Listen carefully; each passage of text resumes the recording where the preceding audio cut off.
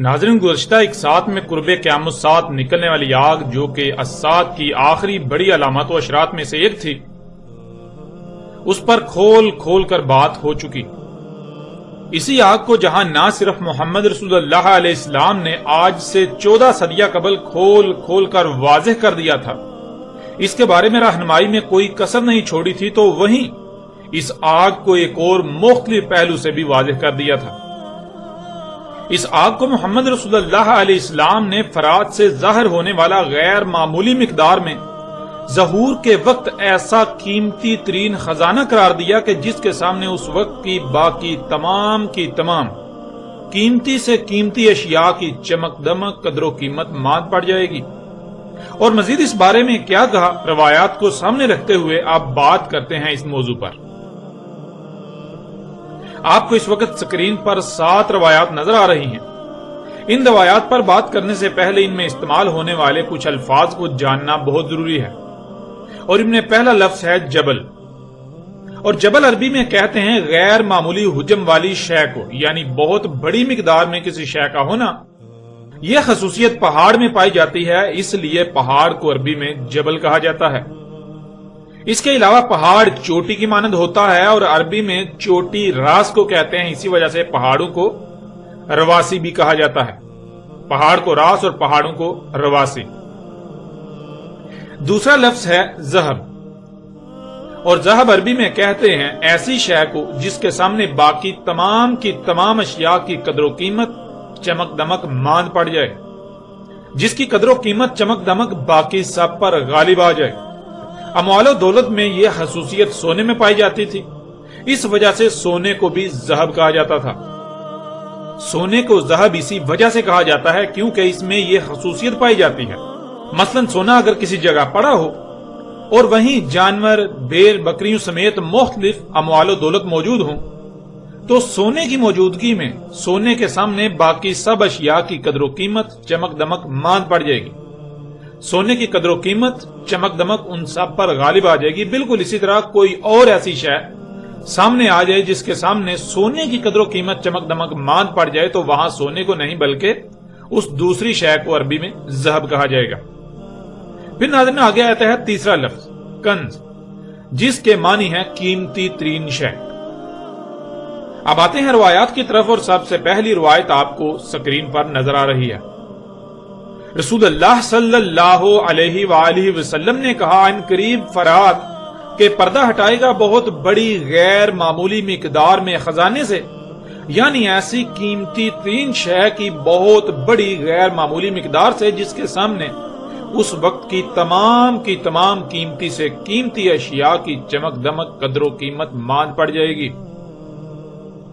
پھر اس طرح اگلی روایت، رسول اللہ صلی اللہ علیہ وآلہ وسلم نے کہا، نہیں قائم ہوگی الساعۃ، یعنی انسانوں کے اپنے ہی ہاتھوں سے کیے ہوئے مفسد اعمال کے رد عمل میں آنے والی انسانوں پر آخری بڑی تباہی، جو کہ عظیم زلزلہ ہوگا، یہاں تک کہ فرات پردہ ہٹا دے گا ایک بہت بڑی غیر معمولی مقدار میں ایسی قیمتی ترین شے سے جس کی موجودگی میں اس کے سامنے باقی تمام کی تمام قیمتی سے قیمتی اشیاء کی قدر و قیمت چمک دمک ماند پڑ جائے گی۔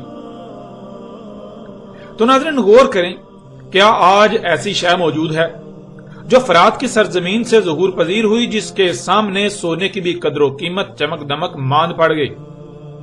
جب غور کریں تو حقیقت آپ کے سامنے ہے، اور آج نہیں بلکہ کب کا اس شے کا ظہور ہو چکا، اور آج اسے خام تیل سیال سونا یعنی مایا حالت میں سونا یا بلیک گولڈ یعنی کالا سونا کا نام دیا جاتا ہے۔ ناظرین خام تیل کے ظہور سے پہلے سونے کو ذہب کہا جاتا تھا، کیونکہ سونا ذہب تھا، یعنی سونے میں یہ خصوصیت پائی جاتی تھی کہ سونے کے سامنے باقی تمام کی تمام قیمتی سے قیمتی اشیاء کی قدر و قیمت چمک دمک ماند پڑ جاتی تھی۔ لیکن آج وہ مقام سونے کو نہیں بلکہ خام تیل کو حاصل ہو چکا ہے۔ اور خام تیل کو کیوں یہ مقام حاصل ہوا، اس کی وجہ یہ ہے کہ سونے سے آپ کچھ بھی خرید تو سکتے ہیں، لیکن سونے سے کچھ بھی بنا نہیں سکتے۔ اس کے برعکس آج جنہیں آپ سہولتوں، آسائشوں اور آسانیوں کا نام دیتے ہیں، ایجادات کا نام دیتے ہیں جنہیں آپ اپنے لیے مسیحا سمجھتے ہیں، ان سب کی تخلیق صرف اور صرف خام تیل سے ہی ممکن ہو سکی۔ اس وقت اسی خام تیل سے دنیا جنت کا منظر پیش کر رہی ہے۔ جسے آپ صنعت انقلاب کا نام دیتے ہیں، وہ اسی خام تیل کی دریافت سے ہی ممکن ہوا۔ آج کون سی شے ایسی ہے جو خام تیل سے نہ بنائی جا رہی ہو، یا پھر اس میں خام تیل کا بنیادی کردار نہ ہو؟ ناظرین، یہ وہ وجہ ہے کہ آج آپ چاہ کر بھی سونے کو ذہب نہیں کہہ سکتے، بلکہ آج ذہب خام تیل ہے۔ بالکل ایسے ہی جیسے صدارت، وزارت عظمیٰ سمیت کوئی بھی عہدہ یا مقام ہوتا ہے، آج کسی کے پاس تو کل کو کوئی دوسرا وہ مقام پا سکتا ہے۔ کوئی تب تک صدر کہلائے گا جب تک کہ کسی دوسرے کو وہ مقام حاصل نہیں ہو جاتا۔ بالکل ایسے ہی آج سونا ذہب نہیں ہے، بلکہ آج وہ مقام خام تیل کو حاصل ہو چکا۔ یوں آج اب جب غور کریں تو آپ کو بالکل واضح ہو جاتا ہے کہ آج خام تیل وہ شے ہے جس کے سامنے تمام کی تمام قیمتی سے قیمتی اشیاء، ان میں سونا بھی آ جاتا ہے، سونے کی بھی قدر و قیمت چمک دمک ماند پڑ جاتی ہے۔ خام تیل کی قدر و قیمت، مانگ، چمک دمک باقی سب پر غالب ہے۔ یوں آج ذہب سونا نہیں بلکہ خام تیل کہلائے گا۔ آج ذہب سونا نہیں بلکہ خام تیل ہے۔ رسول اللہ علیہ السلام نے یہ نہیں کہا تھا کہ فرات سے سونے کا پہاڑ نکلے گا، رسول اللہ علیہ السلام نے کہا تھا کہ ذہب کا جبل نکلے گا۔ ذہب یعنی ایسی قیمتی ترین شے جس کے سامنے باقی تمام کی تمام قیمتی سے قیمتی اشیاء کی چمک دمک قدر و قیمت ماند پڑ جائے، جس کی چمک دمک قدر و قیمت باقی سب پر غالب آ جائے، اس شے کا بہت ہی بڑی تعداد میں، بڑی مقدار میں، غیر معمولی مقدار میں ظہور ہونا تھا۔ مزید محمد رسول اللہ علیہ السلام نے اس کی پہچان اور اس کے بارے میں کیا بیان کیا، یہ واضح کرنے کے لیے بڑھتے ہیں اگلی روایات کی طرف۔ رسول اللہ صلی اللہ علیہ وآلہ وسلم نے کہا، نہیں قائم ہوگی الساعۃ، انسانوں کے اپنے ہی ہاتھوں سے کیے ہوئے مفسد اعمال کے رد عمل میں آنے والی انسانوں پر آخری بڑی عظیم تباہی، عظیم زلزلہ، یہاں تک کہ فرات پردہ ہٹائے گا ایک بہت بڑی غیر معمولی مقدار میں ایسی قیمتی ترین شے سے جس کی موجودگی میں اس کے سامنے باقی تمام کی تمام قیمتی سے قیمتی اشیاء کی قدر و قیمت چمک دمک ماند پڑ جائے گی۔ لوگ لڑیں گے اس پر، پس ان کے 10 سے 9 قتل ہوں گے۔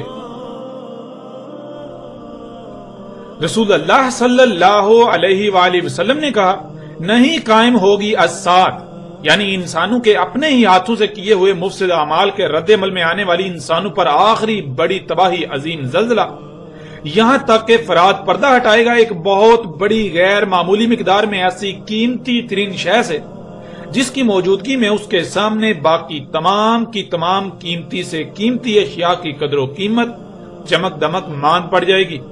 لوگ لڑیں گے اس پر، پس ان کے ہر 100 میں سے 99 قتل ہوں گے۔ پس ان میں سے ہر شخص یہی کہے گا کہ ہو سکتا ہے میں ہی وہ ہوں جو بچ جاؤں۔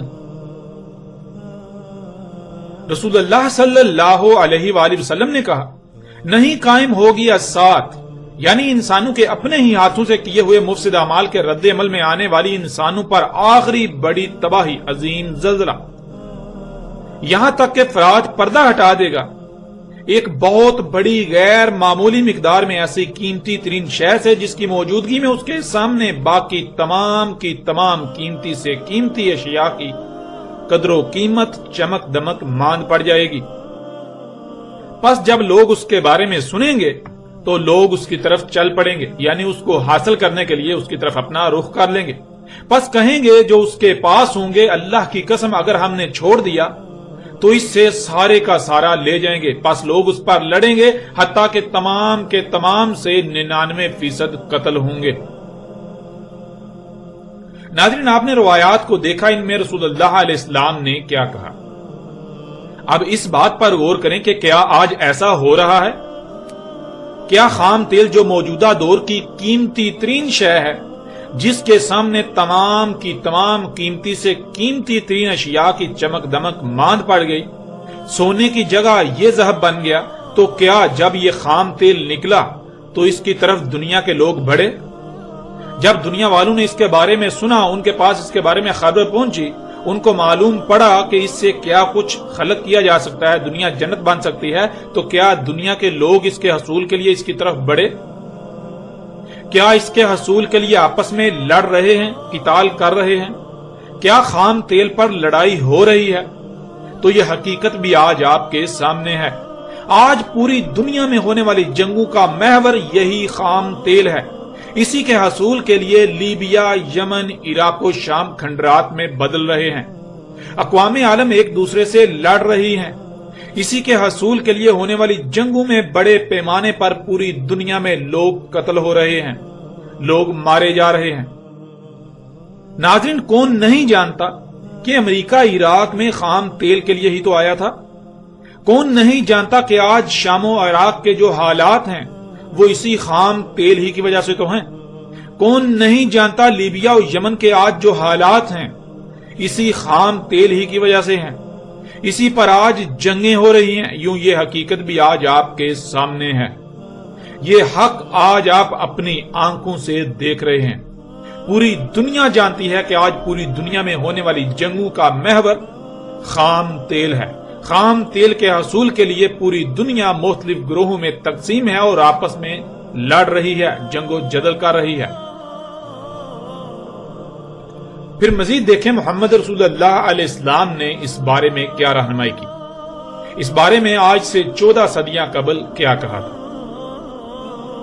رسول اللہ صلی اللہ علیہ وآلہ وسلم نے کہا، ان قریب فرات کے پردہ ہٹائے گا ایسی قیمتی ترین شے کے خزانے سے کہ جس کے سامنے اس وقت کی تمام قیمتی سے قیمتی ترین اشیاء کی چمک دمک، قدر و قیمت ماند پڑ جائے گی، اس کی چمک سب پر غالب آ جائے گی۔